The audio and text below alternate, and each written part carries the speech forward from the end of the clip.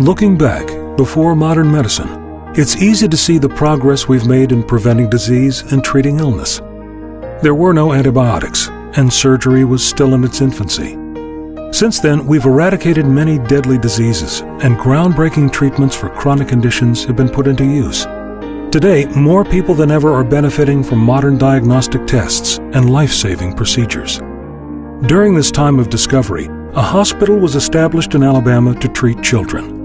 And through the years, it has been there for them, providing comfort and care. Now, Children's of Alabama is entering a new era and a new home, and together they will have a profound impact on the lives of children. In the early 1900s, Birmingham was booming. The bustling city hummed with growth and vitality. But amidst all the prosperity, diphtheria was pandemic, and the city's hospitals were overflowing with patients. Dr. Carl Henkel, an Episcopal minister, had been concerned about the lack of health care available to the area's children, especially those from poor families. Others shared his concern, and together they started a movement to establish a free hospital for children only. From this, the Holy Innocents Hospital Association was formed in 1911, under the auspices of the church. The following year, the hospital opened its doors in a church parish house. Within months, the group had rented a simple frame residence and equipped it with 12 beds. Among the poor, the news spread quickly, and the parents came, filling the hospital with their sick children. Along with church sponsorship, the hospital relied on the community, particularly the ladies, to keep it going. Women volunteers scrubbed floors, sat with sick children, and raised money. Soon, the association had enough funds to renovate the house and provide space for 25 young patients. In 1914, the name was changed from Holy Innocents to the Children's Hospital. Now more firmly established, the hospital was soon able to move into an impressive new brick facility. By 1932, a second building with an outpatient clinic, nurses' quarters, and urgently needed operating rooms was added.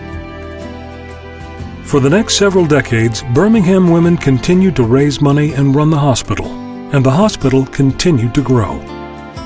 Yet Children's never lost sight of its original mission. Every child who needed help was treated. No one was turned away. By the early 1950s, however, the hospital was simply running out of real estate on which to grow. So the still all-female board of directors began planning for an impressive new facility, one that would open its doors in 1961.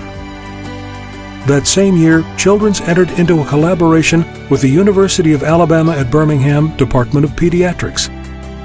That partnership continued into the new century, and even today is helping the hospital maintain a leadership role in pediatrics nationwide.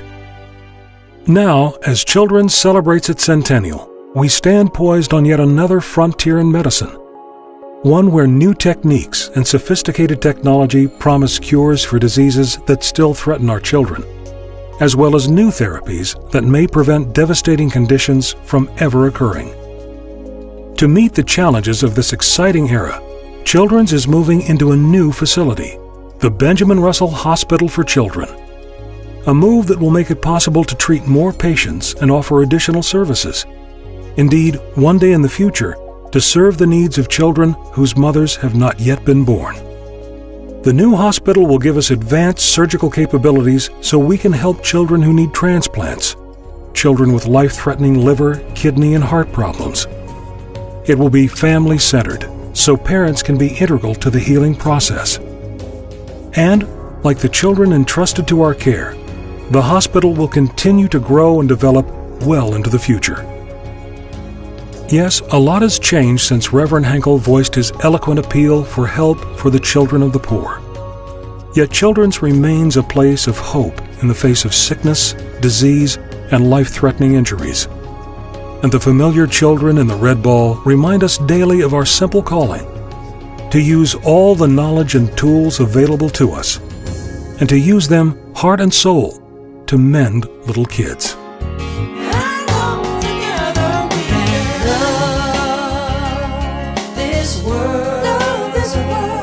One person at a time.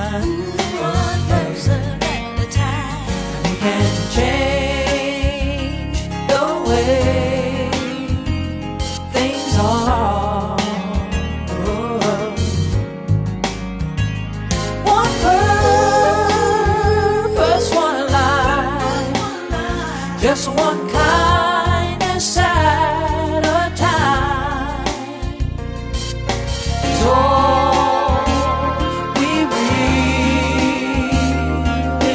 need. Oh.